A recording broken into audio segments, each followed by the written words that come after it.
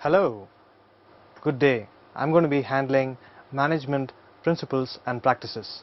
My name is Swapnesh Sebastian and I am a trainer and consultant who has experience in the IT, BPO sector, the hotel industry sector and also some pharmaceutical companies.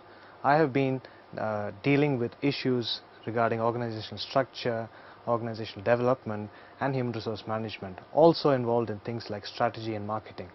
So I would like to use my experience in sharing valuable things that would help you understand the ideas of management, the principles and the practices prevailing within the industries. Also, I would like to share experiences from different countries as well that will give you some idea about how management concept or management as a concept has evolved today. Now today we're going to look at the conceptual framework of management. Now what is the first thing that comes to mind when you think about management? Now, using management as a noun, as a different part of speech, you have various things and various meanings that comes to your mind. Also, what depends on your definition of management is the fact that what do you do in an organization. Now for me, I deal with a lot of people in the top level management. So for me, if you say management, then I would think management refers to the top people in an organization, maybe the CEO, the board of directors, the senior executives and things like that. But really, management has a few different definitions. So that's what we're going to look at. Now, Prof. Heyman has interpreted the term management in three different aspects. Now when I say manage, what comes to your mind?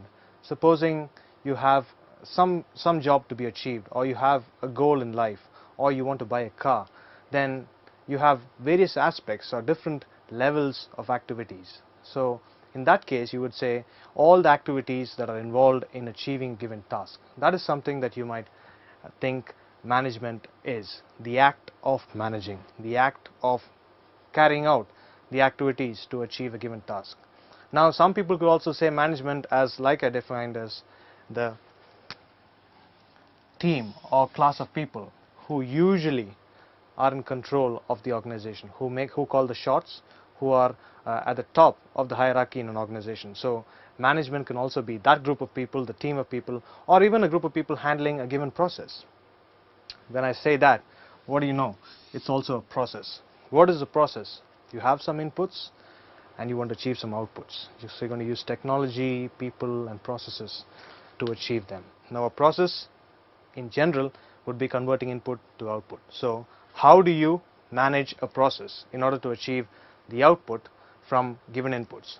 So that's another definition. It can also be a field of study, something that people would associate with a degree, or you have degrees like masters in IT management, masters in social marketing, masters in business management and things like that. So it can also be considered as a field of study. Now, no matter what you define it as, the key point that I want to drive is the fact that management has different definitions and it could mean different things for different people. So that is, those are some of the definitions of management. Now what are the components of management? Now why do we need management? What is the point? What is the idea of management? Now do you think that management is something that came into place in the recent years, or do you think it has been there in human culture for a long time? To be frank, the idea or the concept of management has already been there, but maybe the word and the terms and the definitions have not existed for the years. So if you consider kingdoms, for example, in the previous years, what the kings and the ministers and the the heads of the army, what did they do? They basically just managed, although they didn't give it a definition or they didn't use the word management as we use today. We know that it was something that has been in practice for a long time, and it's not something new. Maybe the concepts and the theories that have been researched or that have been worked upon are new, but the fact is that whether it was the medieval period, or even the early periods when man did not have too much of development, the management was always there. Even when there were small cults, when there were small groups of people, when they started working together, they understood that there is a need to be able to manage. And that's why management has to also be taken into consideration as not just in an organizational context, but management in general. Even an activity at home. If you want to clean up your house, what would you do? There are things that you would want to know. You would want to see what is required in your house, what needs to be dumped in the bin, what other things that have to be kept where. So even that is managing. So management is essentially not just an organizational activity, but we're going to focus on the organizational bit of it. So it's an organizational activity. It's also a goal formation. Why would you say it's a goal formation? Now, when you have a process, you have an output. And why do you have a process in place? Because you want to achieve a given output. If you want to get from place A to place B, then you know that B is your destination point. That is your goal, to reach a particular point. And hence, that is why you actually have this process of managing itself. And that's why goals or objectives form a critical part of the activity as well. And you need to accomplish it and evaluate as well. Now, management is not just a theory, or it's not just a concept which is to be kept in books, but in real life it is how you do things, and it's about getting things done. It's also about the practical aspect of getting things done. Why is it difficult for some of the theorists to actually be successful in practice, or to be successful managers in real life? Is because defining theory, defining the concepts is one thing, and actually implementing them is another thing. And hence, accomplishing things, getting things done at the ground level is a significant part of management. Implementation. So you're actually going down and implementing things. These are some of the things that would actually help you understand the scope of management. Now, the first thing I'd like to say is the fact that the complex issue of management is that it is not a very specific activity. It is more of a generalistic activity. Now, people say, when I say management, what do I manage? Do I manage resources? Yes, but what types of resources? Is it going to be just machines, or is it going to be human beings as well, or men? What is it I'm going to manage?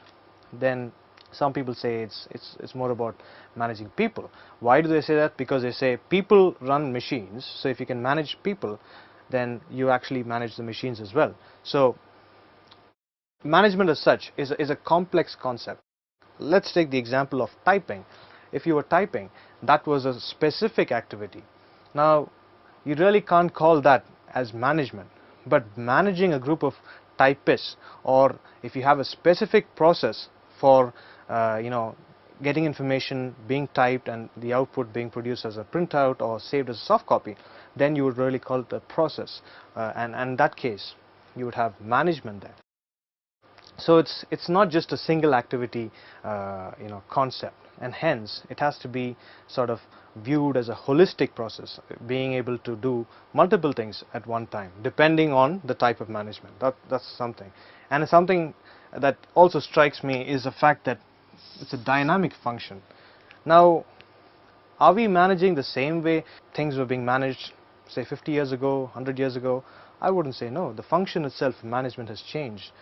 Things have moved from autocratic styles and stuff like that to more of, I would say, a democratic style, more of people involved style today. So the process of management, whether it is managing people or managing resources which are not human, also involves a change. So everything is changing, so management itself has to change. So if you consider the rate of change in each entity within an organization, then you should probably understand how much more the management itself should change. For example, if a particular process in an organization has changed, like moving from manual records to soft copies, the process itself has undergone a change. So how much more would you have to change the mindsets of people who are working with it, the people who are going to actually manage the process as well? So that is a challenge. So management is a dynamic function. It's a social process. Why do they say it's a social process today? Exactly because a lot of people believe that If you manage the people well, then they will actually manage the machines and the processes. So it's a social function, not just about managing, entities which have no emotion. Management is about making things happen, so it's about achieving tasks. So ultimately it's about getting things done.